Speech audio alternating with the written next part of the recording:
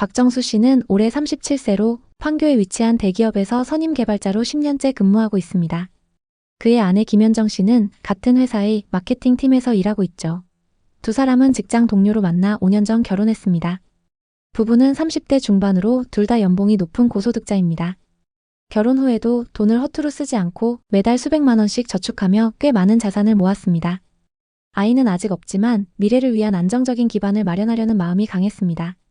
판교의 세련된 오피스 빌딩에서 하루하루를 바쁘게 보내는 두 사람은 언젠가 자신만의 집에서 꿈꾸던 삶을 살고 싶다는 목표가 있었습니다.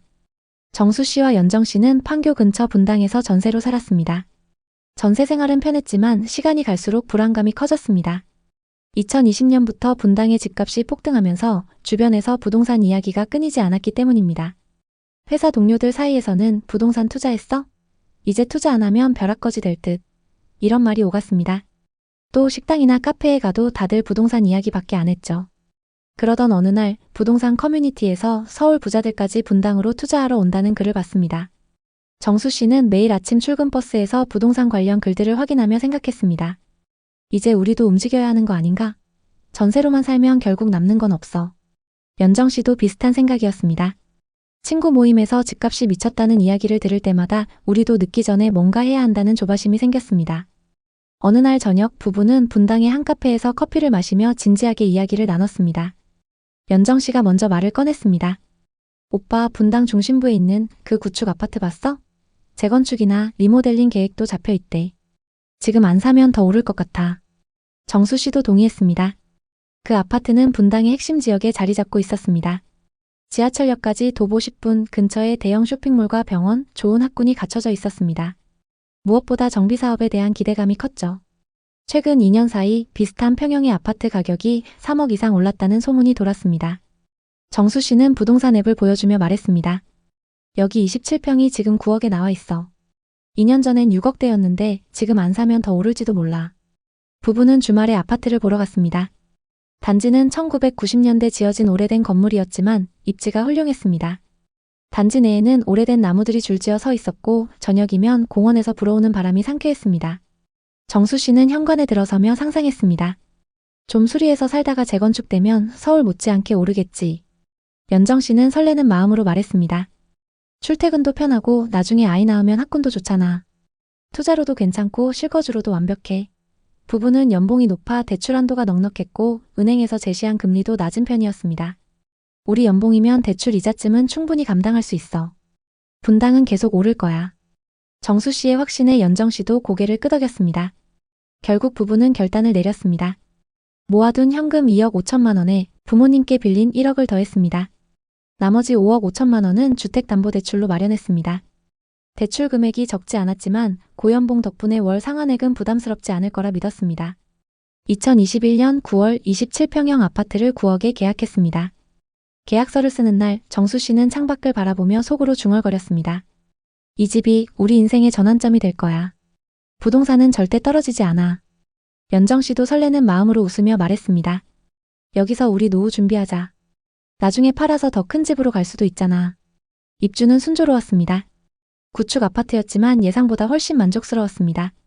오래된 타일과 낡은 엘리베이터는 아쉬웠지만 단지 내 녹지가 풍부했고 아침이면 햇살이 거실을 가득 채웠습니다. 연정 씨는 부엌을 정리하며 말했습니다. 여기서 매일 아침 커피 마시고 공원 산책하면 딱 좋겠다. 정수 씨도 만족스러웠습니다. 판교까지 출퇴근이 엄청 수월했고 주말이면 탄천을 산책하며 여유를 즐겼습니다. 무엇보다 부동산 시세가 급등했습니다. 입주 몇 주 만에 같은 평형 매물이 9억 9,500만 원에 거래됐다는 소식이 들려왔습니다. 중개소에서는 호가가 12억까지 치솟았다는 이야기도 나왔습니다. 부부는 저녁 식사를 하며 웃으며 말했습니다. 우린 지금 타이밍 좋게 잘 산 거야. 이 기세면 더 갈 거야. 정수 씨는 회사 동료들에게 자랑스럽게 말했습니다. 분당에 아파트 샀어. 재건축 기대감 때문에 곧 터질 거야. 연정 씨도 친구 모임에서 살짝 자랑했습니다. 우리 집값 벌써 10억 넘었대. 투자 잘한 것 같아. 유튜브와 부동산 커뮤니티에서는 분당이 수도권 최고 투자처로 떠올랐습니다.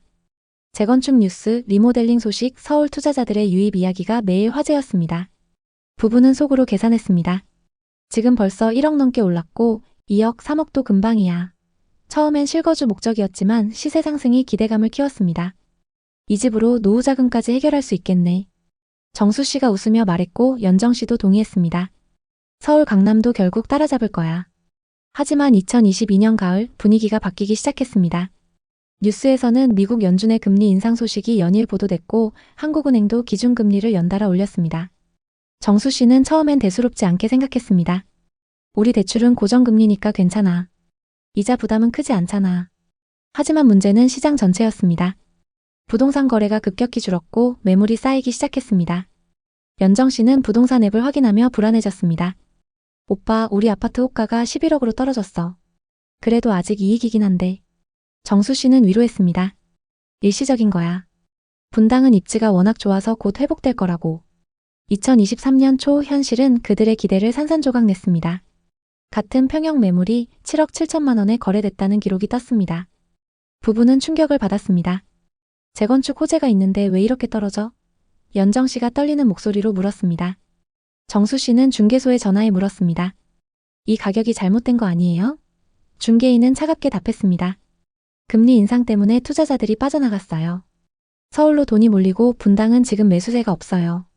연정 씨는 밤마다 잠을 이루지 못했습니다. 대출 5억 5천만 원의 이자가 갑자기 엄청 크게 느껴졌습니다. 게다가 월급은 그대로인데 물가 상승으로 생활비가 늘었습니다. 식료품 가격은 치솟았고 외식 한번 하는 것도 부담스러워졌습니다. 우리 연봉 높아서 괜찮을 줄 알았는데 매달 지출 비용이 너무 커. 연정 씨가 한숨을 쉬었습니다. 하락 소식을 접한 그날 저녁 부부는 거실에 앉아 말없이 TV를 봤습니다. 정수 씨는 손에 쥔 휴대폰을 내려놓고 벽을 바라보며 중얼거렸습니다. 이게 무슨 일이야? 재건축 기대만 믿고 산 건데 2억 가까이 날아갔어. 부모님 돈까지 빌렸는데. 연정 씨는 눈물을 글썽이며 말했습니다. 오빠, 나 후회돼. 왜 이렇게 비싸게 샀을까? 지금 팔면 손해가 2억 정도고 이자 갚느라 저축도 못해. 우리 미래 계획 다 망쳤어. 정수 씨는 고개를 저으며 안아줬지만 속으로는 절망감이 밀려왔습니다. 회사에서 동료들이 부동산 이야기를 할 때마다 피하고 싶었고 밤에는 불면증이 찾아왔습니다. 투자라고 생각했는데 이제는 그냥 짐이네. 매일 확인할 때마다 가슴이 철렁 내려앉아. 연정 씨의 말처럼 부부는 매일 앱을 열어보는 게 고통이 됐습니다. 좌절감은 일상으로 스며들어 우울한 나날이 지속됐습니다. 우리가 너무 욕심부렸나 봐. 안정적인 전세 생활이 더 나았을지도 몰라. 정수 씨가 자책하듯 말했습니다. 연정 씨는 책상에 앉아 가계부를 들여다보며 한숨을 쉬었습니다. 이 집 때문에 부모님께 빌린 돈도 못 갚고 우리 노후 계획도 물거품이야. 매일 이자 갚는 생각만 하면 숨이 막혀. 더 심각한 건 하락이 멈추지 않았다는 점입니다. 얼마 후 또 다른 매물이 7억 5천만 원에 거래됐습니다. 구매가 대비 1억 5천만 원 이상 손실이었습니다. 부부는 저녁에 마주 앉아 한숨을 쉬었습니다. 부모님께 빌린 1억 갚아야 하는데 집값이 이 지경이니 어떻게 해? 연정 씨가 울먹였습니다. 정수 씨는 애써 태연한 척하며 말했습니다. 기다려보자. 내년엔 정부 정책이 부동산 부양 쪽으로 갈 거야. 재건축 호재도 살아날 테니 회복될 거라고. 하지만 속으로는 불안이 가득했습니다. 회사 동료들 사이에서 부동산 폭락했네 이런 말이 오갔고 부동산 커뮤니티에서는 분당 구축은 이제 끝났다 이런 비관적인 글이 넘쳤습니다. 한때 투자자들로 북적이던 중개소는 한산해졌고 급매물 광고만 늘어났습니다. 2023년 여름 연정 씨는 생활비를 더 줄이기 위해 노력했습니다. 투자라고 생각했는데 이건 그냥 버티는 거야. 팔면 손해가 너무 크고 이자만 갚다 끝날 판이네. 정수 씨도 점점 말이 줄었습니다. 부동산의 말림을 끄고 뉴스에서 부동산 소식이 나오면 채널을 돌렸습니다. 더 내려갈까봐 확인도 안 하고 싶어. 부부는 주말마다 공원을 산책하며 대화를 나눴습니다. 처음엔 서울 부자들 따라 투자하면 당연히 될 거라고 생각했어. 분당이 잘 나가니까 쭉쭉 오를 줄 알았지. 정수 씨가 한숨을 쉬었습니다. 연정 씨는 고개를 끄덕이며 말했습니다. 우리처럼 고연봉이라도 대출이 많으면 위험하네. 재건축 기대만 믿고 무리했어. 2025년 8월 현재까지 시세는 7억 중반대를 맴돌고 있습니다. 2021년 9월 9억 원에 산 집은 아직 그 가격에 한참 못 미칩니다. 1억 5천만 원 이상 떨어진 상태입니다. 재건축 호재는 여전하지만 시장 분위기는 차갑습니다. 정부의 재건축 정책이 발표되었지만 분당 구축 아파트에 대한 투자자들의 관심은 여전히 낮습니다. 정수 씨는 최근 회사 동료와의 술자리에서 부동산 이야기를 꺼내지 않았습니다. 집값 이야기하면 다들 한숨만 쉬어.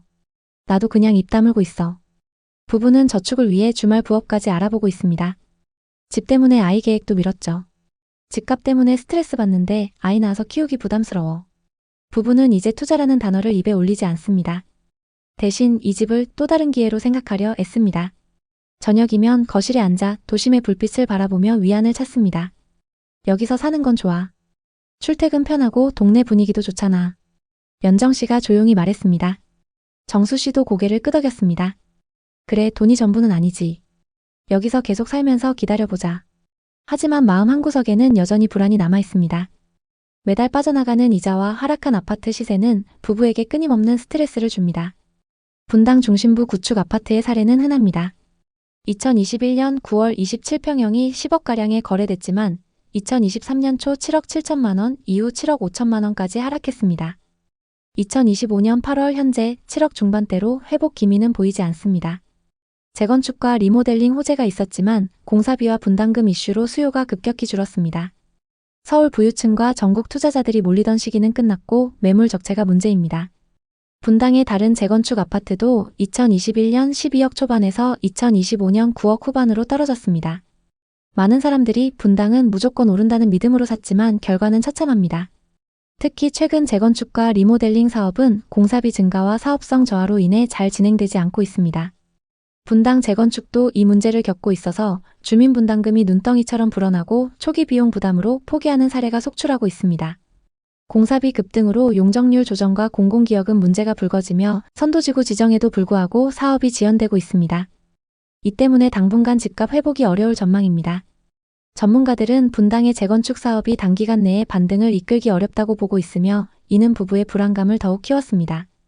정수 씨는 최근 뉴스를 보며 한숨을 쉬었습니다. 재건축이 늦어지면 우리 집값은 언제 오를지 모르겠네. 그냥 여기서 버티는 수밖에. 연정 씨는 고개를 숙이며 말했습니다. 이 집이 우리 꿈이었는데 지금은 그냥 부담이야.